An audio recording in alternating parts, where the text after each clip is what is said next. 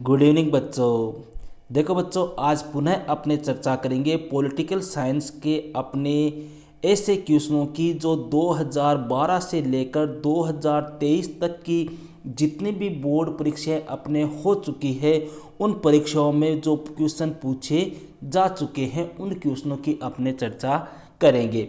कहने का मतलब है अपने 2012 से लेकर 2023 तक की जो आरबीएसई बोर्ड की एग्ज़ाम हो चुकी है उन एग्ज़ाम में जो क्वेश्चन दो या दो से अधिक बार पूछे गए हैं ऐसे क्वेश्चनों की अपने यहाँ पर चर्चा करेंगे, क्योंकि ऐसे क्वेश्चन जो है वो बार बार अपने परीक्षा में पूछे जाते हैं। क्लियर है। अपने इस प्रकार की एक क्लास आपकी पॉलिटिकल साइंस की हो चुकी है, आज यह अपने सेकंड क्लास है। क्लियर है।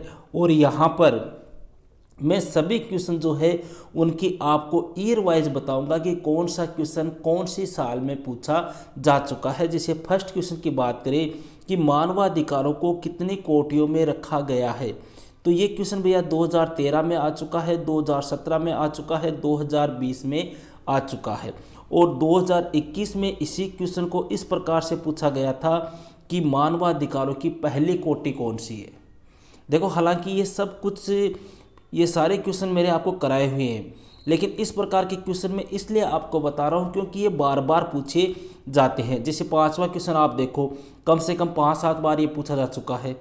ठीक है, तो इस प्रकार के टोटल मैंने यहाँ पर 10 क्वेश्चन आप लोगों के लिए कलेक्ट किए हैं जो 2 या 2 से अधिक बार अपने बोर्ड परीक्षा में पूछे जा चुके हैं। तो इन क्वेश्चनों की चर्चा यहाँ पर अपने करते हैं। देखो, फर्स्ट क्वेश्चन है भैया, मानवाधिकारों को कितनी कोटियों में रखा गया है, तो आपको सबको पता है 3 कोटियों में रखा गया है। पहली है अपने राजनीतिक अधिकारों की कोटि, दूसरी है सामाजिक अधिकारों की कोटि और तीसरी है भैया उपनिवेशिकृत जनता के अधिकारों की कोटि। ठीक है, कई बार ऐसे पूछ लेता है कि पहली कोटि कौन सी है, दूसरी कोटि कौन सी है, तीसरी कोटि कौन सी है, तो ये आपको क्रम से ध्यान रखना है। सेकंड क्वेश्चन की बात करते हैं भैया। सेकंड क्वेश्चन है अपने भारत ने पहला परमाणु परीक्षण कब किया। देखो, ये क्वेश्चन 15 में आ चुका है, 18 में आ चुका है, 21 में आ चुका है। तो आपको ध्यान रखना है कि भारत ने पहला परमाणु परीक्षण किया था भैया 1974 में और सेकंड की पूछ ले तो 1998 में। और दोनों ही बार कहाँ किया था, अपने जैसलमेर के जो पोखरण नामक स्थान है वहाँ पर परमाणु परीक्षण किया था। पहली बार प्रधानमंत्री थे इंदिरा गांधी और दूसरी बार थे अपने लाल बहादुर यशोरी अटल बिहारी वाजपेयी। थर्ड क्वेश्चन की चर्चा करते हैं भैया। देखो, तीसरा क्वेश्चन इजी सा क्वेश्चन है लेकिन 2 बार पूछ लिया कि आतंकवाद से क्या अभिप्राय है। 2012 और 2017 में आ चुका है। तो देखो, आतंकवाद का अभिप्राय जो है वो एक प्रकार से अपने बात करें तो आतंकवाद का आशय राजनीतिक हिंसा से है।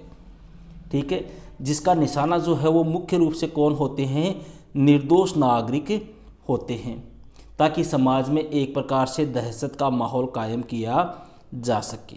यही क्या है, अपने आतंकवाद है। या अपने दूसरी परिभाषा दे तो अपने कह सकते हैं कि आतंकवाद लोगों का एक समूह होता है जो हिंसा फैलाने का कार्य करते हैं। इनका मुख्य कार्य जो है वो अपनी किसी अनुचित या गैर कानूनी मांग को पूरा करने के लिए किया जाता है। मतलब कोई गैर कानूनी या अपने कहे कि जो अनुचित मांग होती है उसको पूरा करने के लिए ये अनुचित कार्रवाई करते हैं। इस प्रकार से आपको परिभाषा देनी है। क्वेश्चन नंबर 4 की बात करते हैं भैया। चौथा क्वेश्चन बड़ा अच्छा क्वेश्चन है। देखो, पृथ्वी सम्मेलन कब और कहाँ हुआ था। 12 में आ चुका है, 13 में आ चुका है, 15 में आ चुका है। पृथ्वी सम्मेलन आपको पता है भैया 1992 में हुआ था। ब्राज़ील का एक शहर था जिसका नाम था रियो डी जेनेरिया, वहाँ पर यह सम्मेलन हुआ था। ठीक है, क्वेश्चन नंबर 5 देखो, सबसे अच्छा क्वेश्चन और इस बार भी आपके बोर्ड एग्जाम में ये क्वेश्चन आएगा और कितने नंबर का पूछा जाएगा, 4 नंबर का, क्योंकि आपको पता है कि वैश्वीकरण वाले चैप्टर से 4 नंबर का क्वेश्चन आएगा। देखो, एक बात मैं आपको बता दूं, जो बच्चे नए अपने चैनल से जुड़े हैं उनको मैं ये बता दूं कि अपने इस बार के लिए 2024 की बोर्ड एग्ज़ाम के लिए पॉलिटिकल और हिस्ट्री इन दोनों सब्जेक्ट के मैं ब्लूप्रिंट के अकॉर्डिंग आपको सभी चैप्टर के या अपने कहे चैप्टर वाइज मोस्ट क्वेश्चन में आपको बता चुका हूँ, उन क्वेश्चनों को आप अच्छी तरह से तैयार कर लो। आपका लगभग पेपर जो है वो उन्हीं क्वेश्चनों में से पुटअप हो जाएगा। अब देखो यहाँ पे बात करते हैं वेस्ट विकर्ण के कोई दो कारण बताइए।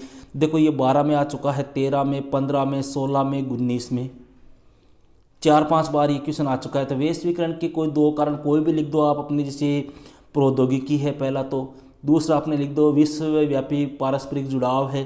ठीक है, तो ये क्या हो गए वेस्ट विकर्ण के कारण। नेक्स्ट क्वेश्चन देखो भैया, वेस्ट विकर्ण की अवधारणा क्या है। तो वेस्ट विकर्ण की अवधारणा क्या है भैया, वेस्ट विकर्ण का शाब्दिक अर्थ तो क्या है, प्रवाह होता है। प्रवाह का मतलब हो गया व्यक्ति है, वस्तु है, विचार है, इनका एक स्थान से, पूंजी है, इनका एक स्थान से दूसरे स्थान पर बिना किसी प्रतिबंध के, बिना किसी रोक टोक के क्या होना, आना जाना, वही क्या कहलाता है, वैश्वीकरण कहलाता है।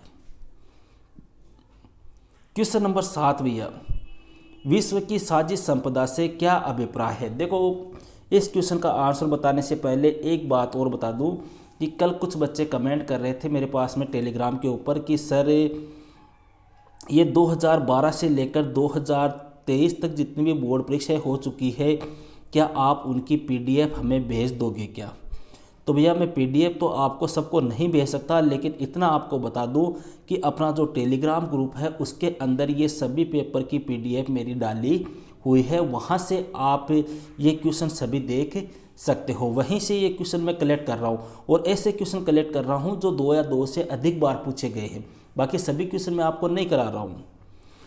तो विश्व की साझी संपदा का क्या मतलब हो गया। देखो भैया, विश्व की साझी संपदा का मतलब हो गया कि विश्व के कुछ हिस्से, कुछ क्षेत्र ऐसे हैं जिन पर किसी एक देश का अधिकार नहीं होता, वो किसी एक देश के क्षेत्राधिकार से बाहर होते हैं, अतः उनका प्रबंध जो है वो संयुक्त रूप से अंतर्राष्ट्रीय समुदाय द्वारा किया जाता है।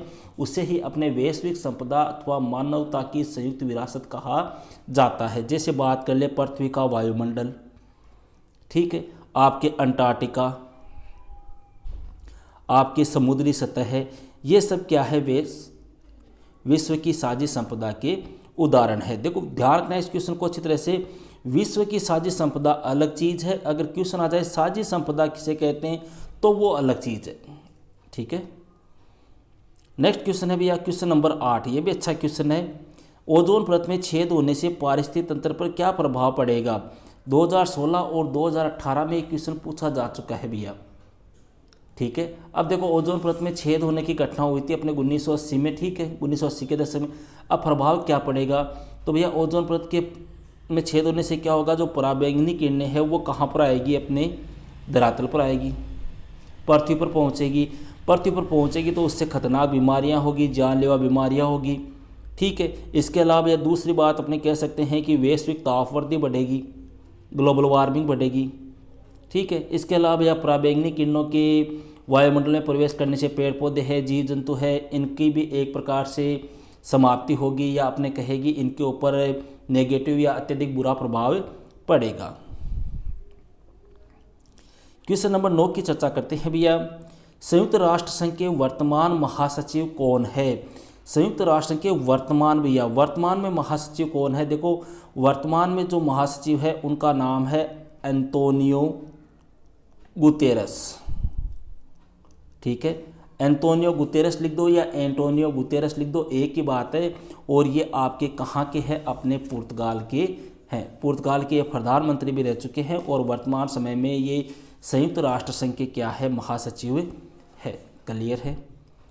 नेक्स्ट और अंतिम क्वेश्चन की बात करते हैं भैया। देखो 10-10 क्वेश्चन मैं आपको बता रहा हूँ। लास्ट वीडियो में मैंने 10 क्वेश्चन बताए थे, आज भी आपको 10 क्वेश्चन बता रहा हूँ, और 1 या 2 वीडियो अपने और होंगे।